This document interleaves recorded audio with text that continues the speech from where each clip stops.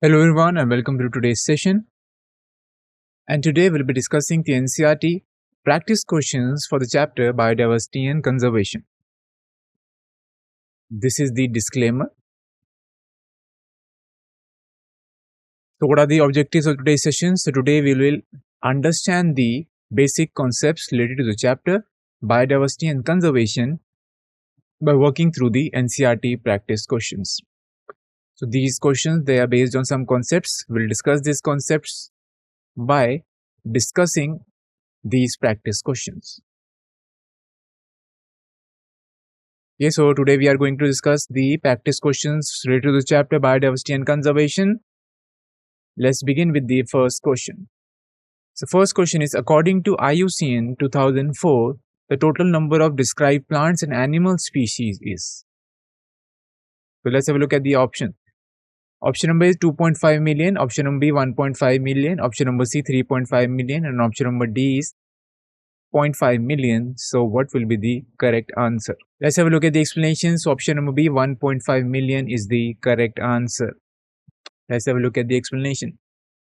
Now the IUCN, which is a global organization that studies and protects wildlife, has recorded about 1.5 million different species of living things. This number shows how diverse life on Earth is, including plants, animals, and microorganisms. However, it's important to note that scientists believe there are many more species yet to be discovered, highlighting the need for continued research and conservation efforts to protect these species from threats like habitat loss and climate change. Now, this number represents only the described species. So 1.5 million species have been described, they have been discovered. Okay, still there are a lot of species that are not even, you can say, found. They are in the remote areas, so we are not able to reach those areas. So still there are, or there can be, a million of species that are still to be discovered. So many species are yet to be discovered.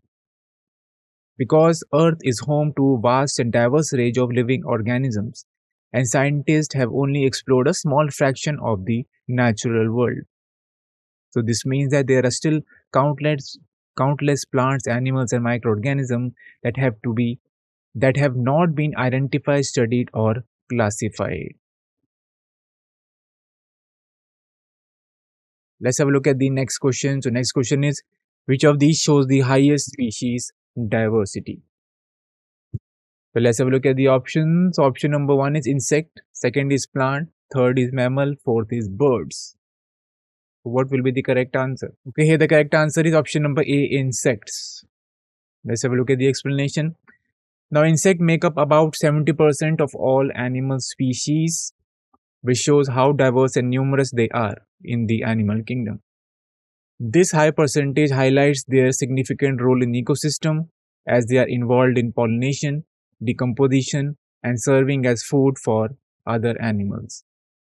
Despite their small size, insects are vital for maintaining the balance of nature, and their variety reflects the adaptability and success of this group in different environments.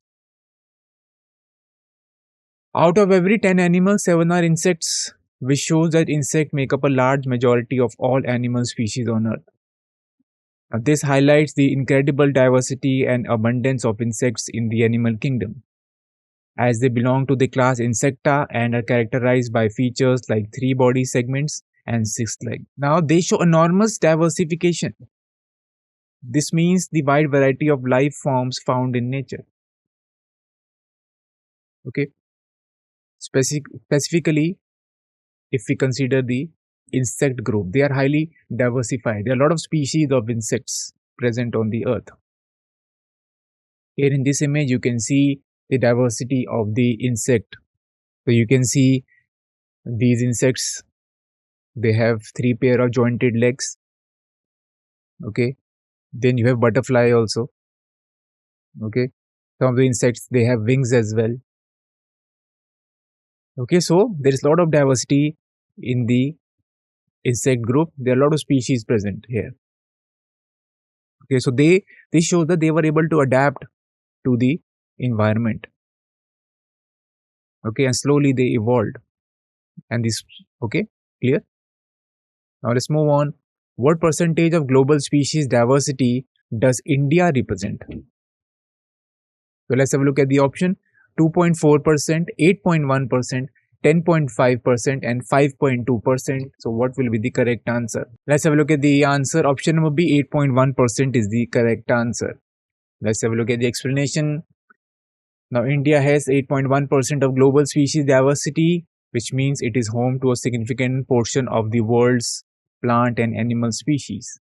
Despite covering only about 2.4% of the Earth's total land area, India hosts a rich variety of life forms, including over 45,000 plant species and 90,000 animal species, and thousands of microorganisms as well. Now, this high level of biodiversity is due to its varied climate, diverse landscape, and unique ecosystem, making it one of the world's 10 mega diversity countries. Despite having only 2.4% of the world's land area, India is one of the most biologically diverse countries, hosting a wide variety of flora and fauna, including many endemic species. Now, India is recognized as one of the 12 mega diversity countries of the world due to its vast variety of flora and fauna, which is a result of its diverse geographical features, climate, and long history of ecological stability. The country's rich biodiversity includes a wide range of ecosystems such as tropical rainforest, desert, mountains, and wetlands, supporting an immense number of species, many of which are endemic. Next question is the species area relationship formula is. So we have 4 options. You have to select the correct answer from this option. So species area relationship can be denoted by which formula or which equation? You have to answer this. So let's have a look at the answer. So option number A is the correct answer here. Log H is equal to log C plus Z log A. Let's have a look at the explanation. Now the given equation shows a linear relationship, meaning that as one variable increases, the other variable changes at a constant rate, which is represented by the slope of the line. Okay. Now this relationship shows that as the area increases, the number of species in that area also increases, means the species richness will increase. Okay, but not in a straight line. When you plot the logarithm of the number of species against the logarithm of the area, you get a straight line. Means on the arithmetic scale, you get a rectangular hyperbola, which shows that the species richness will increase as you increase the area, but up to a certain limit. After that, it will level off. But on the logarithmic scale, you get a straight line. Okay, so on the log scale, you are getting a straight line, which means the increase in species richness follows a predictable pattern. This is known as species area relationship, and this is a key concept in ecology, explaining how biodiversity changes with habitat size. Now, the equation log H is equal to log C plus Z log A is used in biology to describe the relationship between the size of an organism, its constant, which is C, and the scaling factor, which is the Z, with respect to another variable, which is A. Now here S represents the species richness. Okay, which is what do you mean by species richness? Total number of different species present in a particular area or community. Now A represents the area in the biological context. Now Z is the slope of the line. This indicates how steeply the line rises or falls. Or Z means how steeply, okay, or how fast the species richness will increase. The rate of increase of species richness. C is the y-intercept. Now this is the image showing the species area relationship. Okay, so this states that the number of species in an area generally increases with the size of an area. This is a phenomenon first described by Alexander von Humboldt. Now this relationship is often graphed as a rectangular hyperbola. which becomes a straight line on a logarithmic scale. The next question, which scientists propose the rivet poppet hypothesis? So let's have a look at the option. The option number one is Robert May, second is Paul Ehrlich, third is David Tillman, and fourth is Edward Wilson. So what will be the correct answer? Let's have a look at the answer. Option number B is the correct answer. Paul Ehrlich is the correct answer. Let's have a look at the explanation.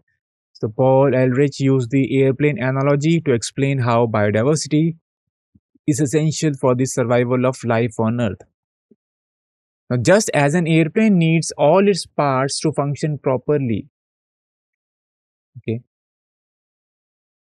Now, each part of the airplane has a specific role, and together they keep the plane flying. Similarly, each species in an ecosystem has a unique role, and the loss of even one species can disrupt the entire ecosystem, leading to potential collapse, much like a plane losing a critical part. Okay, so this analogy highlights the importance of preserving biodiversity to maintain the balance and stability of nature. Now, the rivet poppet hypothesis compares an ecosystem to an airplane structure where each species is like a rivet holding the plane together. Now, just as removing a single rivet might not immediately damage the plane, some species may seem less important. Initially, if there is a loss of some species, then the ecosystem will not be so much affected. So there will be no significant effect on the ecosystem. But if the species loss continues, then obviously the ecosystem will collapse. Okay. Similarly, if you remove the rivets from the plane, then what will happen? Then finally the plane it cannot fly. Okay. So we can say that if too many rivets which represent the species are removed, the plane which represents the ecosystem can collapse.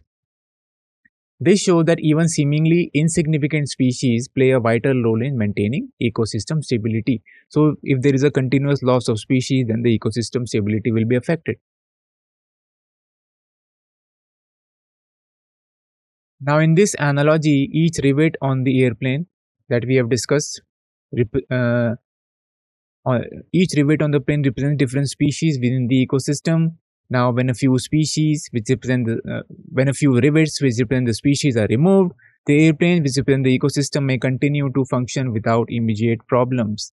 However, as more and more rivets means the species are lost, the entire structure becomes increasingly unstable and could eventually lead to catastrophic failure of the system.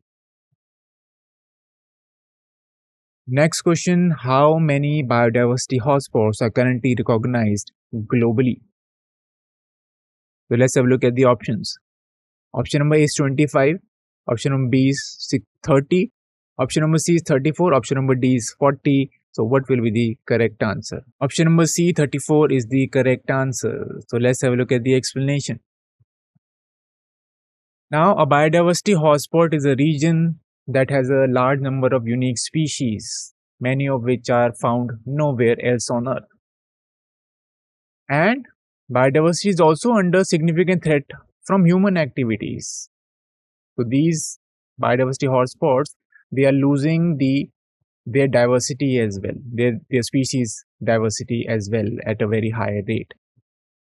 Now, these areas are important because they support a high level of endemic species, meaning species that are native to that specific region and are crucial for maintaining ecological balance. Now, protecting these hotspots help preserve global biodiversity and ensure the survival of many rare and vulnerable species. Okay, so it's a region with high concentration of endemic species. Okay, now this region is under significant threat of habitat loss as well. So these are the characteristics of biodiversity hotspot. They have a lot of biodiversity, but that biodiversity is under threat. Initially, 25 hotspots were identified. Okay. Now, 9 more were added later. So what is the total now? 34 biodiversity hotspots are currently recognized globally. So this is an image showing you biodiversity hotspots. The region which is colored in green, this is showing you the biodiversity hotspot. Next question is the Z value in species area relationship typically ranges between. Okay, so we have four options here: 0.1 to 0.2, 0.6 to 1.2, 1.5 to 2, and 2 to 2.5. Okay, you have to choose the correct option from the below. So options are 1 and 4, 1 and 2, only 2 and only 3. So what will be the correct answer? Let's have a look at the answer. Option number B, 1 and 2 is the correct answer. Okay, so Z value, also known as the regression coefficient, in the species area relationship indicates how quickly the number of species increases with the area studied. And this value usually lies between 0.6 to 1.2 for larger areas, showing that species diversity increases more rapidly as the area expands. However, smaller areas, for smaller areas, the Z value tends to be between 0.1 to 0.2, meaning the increase in species is slower. So increase in species richness is slower. Okay, so for small areas, Z ranges from 0.1 to 0.2 across different species and regions. Now for large continental areas, the species richness ranges from 0.6 to 1.2, means the Z value ranges from 0.6 to 1.2. This indicates a steeper increase in the number of species as we move from lower to the higher latitudes. Okay, or all as we consider larger areas like continents, the Z value is from 0.6 to 1.2, showing steeper increase in the species richness. Okay. So again, this is an image showing the species area relationship. Species area relationship is an ecological principle stating that the number of species in an area generally increases with the size of the area. Okay, phenomena described by Alexander von Humboldt. Okay, again you can see here this relationship is often graphed as rectangular hyperbola, which becomes a straight line on the logarithmic scale. The next question, the Earth Summit was held in. The options are New York, Rio de Janeiro, Johannesburg, and Paris. So what will be the correct answer? Let's have a look at the answer. Option number B, Rio de Janeiro is the correct answer. Let's have a look at the explanation. The Earth Summit was held in Rio de Janeiro in 1992. This was a major international meeting where countries came together to discuss environmental problem and sustainable development. Now, the United Nations Conference on Environment and Development, also known as the Earth Summit, was a major international meeting held in 1992 in Rio de Janeiro. A summit aimed to create a blueprint for international action on environmental and developmental issues, meaning it was a meeting where countries came together to plan and agree on steps to address global challenges like environmental protection and economic development. Let's have a look at the next question. What percentage of Earth's land surface were originally covered by tropical rainforest? The options are 6%, 10%, 14%, and 20%. What will be the correct answer? Let's have a look at the answer. Option number C, 14% is the correct answer. Let's have a look at the explanation. Now, tropical rainforest once covered more than 14% of the Earth's land surface, which means they were once a huge part of our planet's land. Now, these forests are very important because they support a lot of plant and animal life, help keep the climate stable, and play a key role in water cycle. However, due to human activities like cutting down trees, their area has greatly reduced, making them one of the most threatened ecosystem today. Okay, so now it has reduced to 6%. Next question, which of these are not one of the evil quartet caused by biodiversity loss? So let's have a look at the option. Option number A is habitat loss, B is overexploitation, C is natural selection, and D is alien species invasion. So what will be the correct answer? Option number C, natural selection, is the correct answer. Let's have a look at the explanation. Now, the evil quadrant refers to the four main causes of biodiversity loss, which are habitat destruction, okay, habitat loss and fragmentation, you can say. Then you have overexploitation of natural resources, introduction of invasive alien species as well. Okay, and then you have co-extinction as well. So first one is habitat loss. This refers to the destruction or degradation of the animal's natural home, which can happen due to human activities like deforestation, urbanization, or agriculture.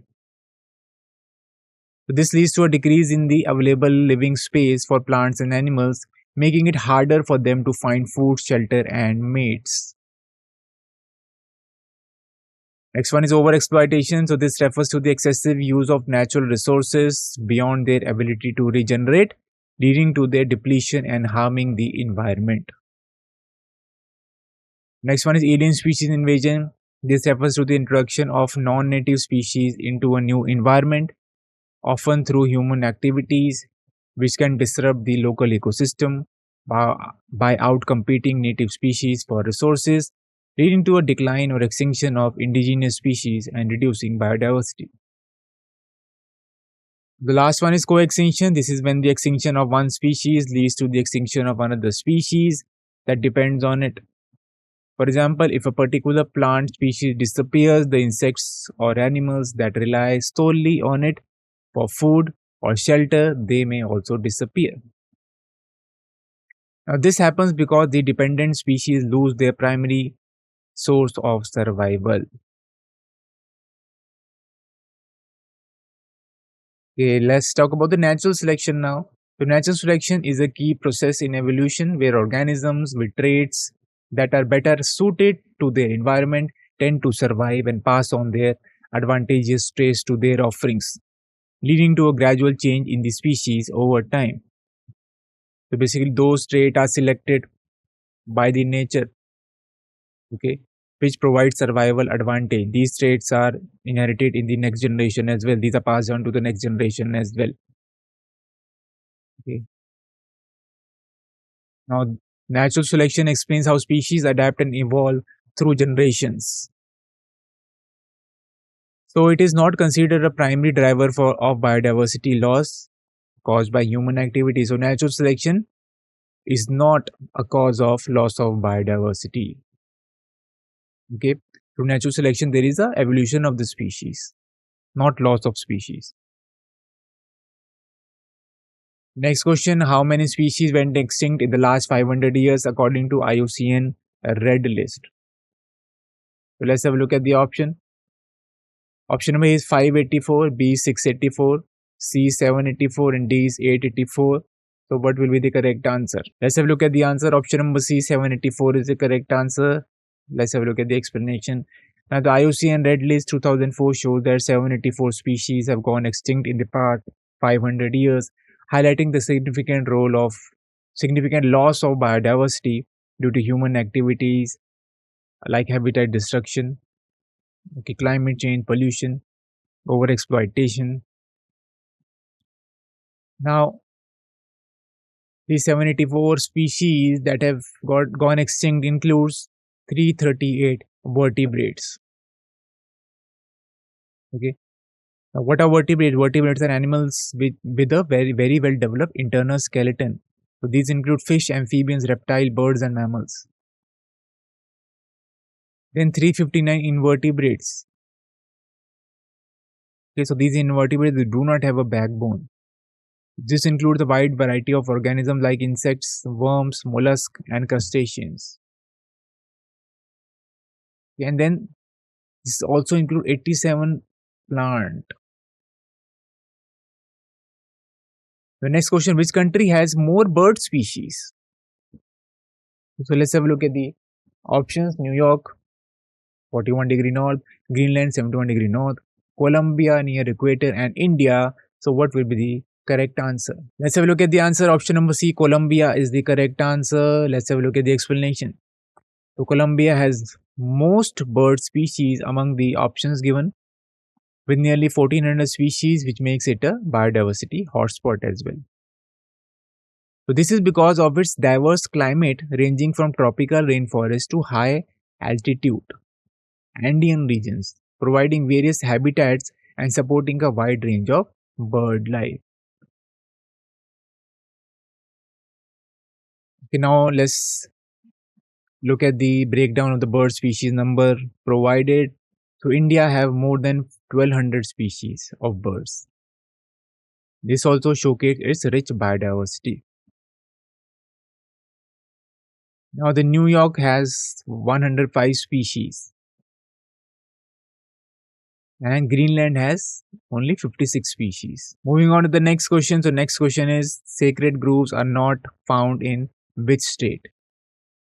So let's have a look at the option Meghalaya, Rajasthan, Karnataka and Gujarat. What will be the correct answer? Let's have a look at the answers. So option number D, Gujarat is the correct answer. Let's have a look at the explanation. What are sacred groves? So sacred groves are protected areas. Okay, they are special forest areas that are protected because of their religious importance to the local communities. And they often have a rich variety of plant and animal life, making them important for preserving biodiversity. So basically, the sacred grove has a lot of biodiversity. They have a lot of endangered and rare species of plants and animals there, and these are protected by the local communities. Now, you can see here the sacred groves are small patches of forest that are protected by local people. Okay. So in states like Meghalaya, Rajasthan and Karnataka, these groves are preserved as sacred sites. So these sacred groves are present in these states. Next question is a column based question. Here column 1 and column 2 is given to you. So you have to match the column 1 with the column 2. And you have 4 options. You have to select the correct answer from these options. So let's have a look at the answer. So answer is option number B. So let's have a look at the explanation.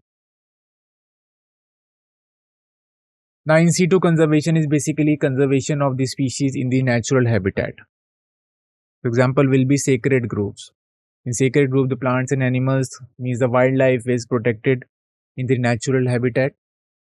Ex situ conservation is preservation of the species away from the natural habitat. For example, zoos and botanical garden. Okay. Now next one, biodiversity hotspot. These are regions with high endemic species concentration. Example is Western Ghats. In India, Western Ghat is considered as a biodiversity hotspot. Now, cryopreservation. This is also a special kind of ex situ conservation. So this involves preserving the biological materials at very low temperature. For example, gametes, embryo, they can be preserved at very low temperature, around minus 196 degrees Celsius. Even seeds can be stored in the seed banks at a very low temperature. Next question, these are assertion and reason type question. Okay, so you have to read the question, you have to read the assertion and the reason, and then 4 options are given to you. You have to select the correct answer from these options. Okay, so assertion is basically the claim that you are making, and reason is the explanation of that claim. Okay, so you have 4 options. Both assertion and reason are true, and reason explains the assertion. Second option is both assertion and reason are true, but reason doesn't explain the assertion. Option number C, assertion is true, but reason is false, and option number D, both assertion and reason are false. Okay, so you have to select the correct answer from these 4. Now let's read the assertion here, which is the claim that biodiversity hotspot cover less than 2% of Earth's land area. And what is the reason or the explanation? These hotspots harbor an extremely high number of species. So what will be the correct answer here? So let's have a look at the answer. Option number B is the correct answer. Both assertion and reason are true, but reason doesn't explain the assertion. Okay, so biodiversity hotspots, as we have discussed, they are the region with a rich variety of species, but they are also areas where human activities have caused significant loss of natural habitat. making them critically endangered. Okay, so both statements are actually true. They are true facts about biodiversity hotspot.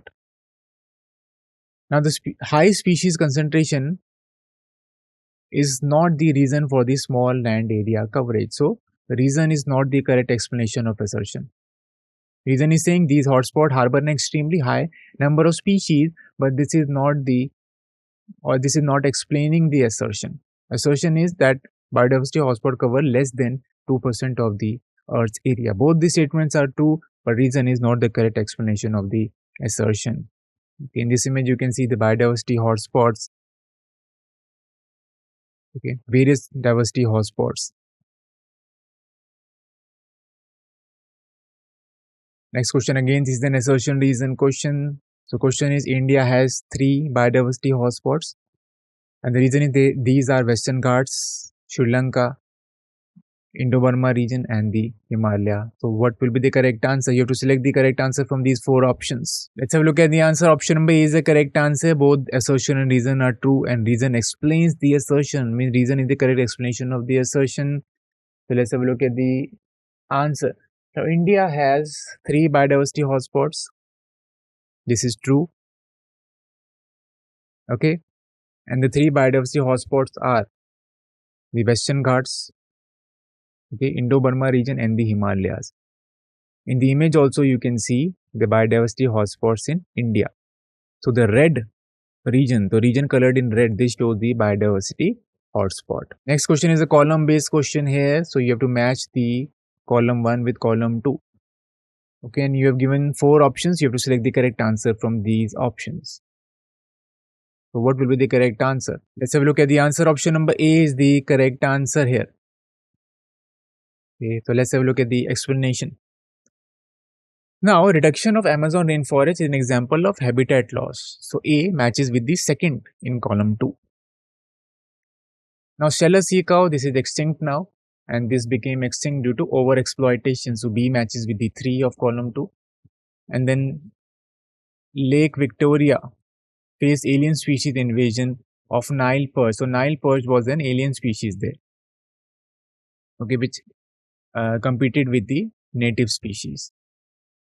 So C matches with the 1 of the column 1, which is Lake Victoria.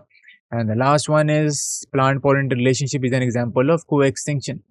So D matches with the 4 of the column 2. So in co-extinction, what happens?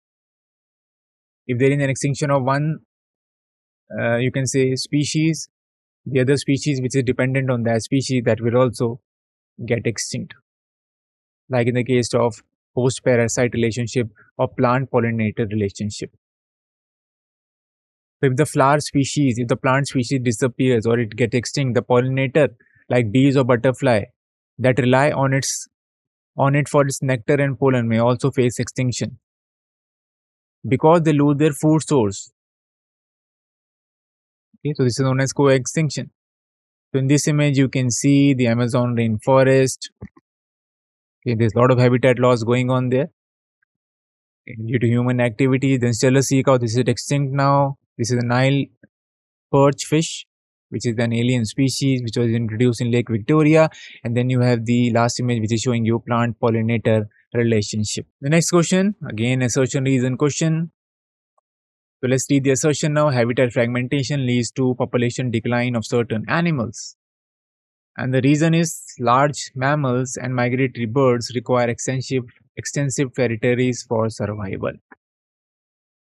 We have 4 options. You select the correct answer from these options. Let's have a look at the answer. Option number A is the correct answer. Both assertion and reason are true, and reason explains the assertion. Okay, so assertion, which is the claim, this is true. Habitat fragmentation leads to population decline of certain animals, especially the migratory animals. Okay, so habitat fragmentation happens when big connected natural areas are broken into smaller separate parts because of human actions like building roads or cities, or natural events like fires or floods. This makes it harder for the animals and plants to find food and mates and shelter. Okay, specifically the animals, they are not able to find the food, mates and shelter, and this can lead to loss of biodiversity as the species struggle to survive in these smaller isolated patches. Okay, so in habitat fragmentation, what is happening? There is a breaking up of the fragment, and this results in significant population decline among various animal species as they struggle for survival in these isolated areas. Reason is also true, and this explains the assertion. Okay, now many large mammals and migratory birds need large areas to live because they require enough space to find food, raise their young ones, and follow their natural habits. Now, these migratory animals they travel long distances to reach places where they can feed and breed. So they depend on big territory to survive and keep their population healthy. Basically, by habitat fragmentation, migratory animals are significantly affected. So there is a restriction of movement and access to resources caused by habitat fragmentation, and this severely impacts these animal species' ability to thrive and maintain healthy population numbers.